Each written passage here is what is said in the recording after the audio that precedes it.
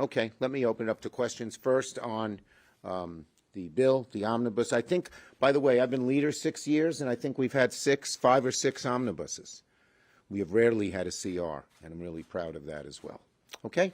Go ahead, Manu. Senator, you're heading into a new political dynamic next year with Republicans taking the House.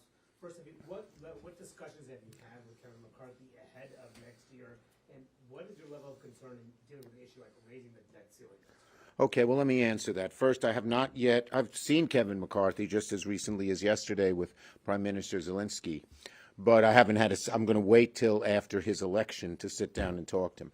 I have sat down with Hakeem Jeffries, and we've started talking about how to work together. But let me say this is my hope and prediction, that there is, not all the Republicans are MAGA.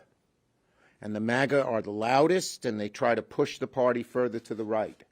But there's a large chunk of Republicans, perhaps a majority, in the House and the Senate who are not MAGA.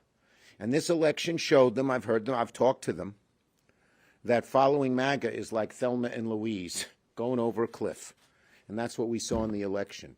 And I intend to reach out, both in the Senate and even in the House, to some of the more mainstream Republicans and say, let's work together. There are a whole lot of issues we can work together on. I'm not going to, you'll ask me which ones, I'm not going to delineate.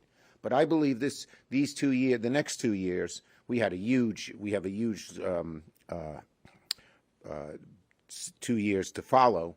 I think it's going to be a lot more productive than people think, and not just on appointments and judges and things that we in the Senate can do on our own.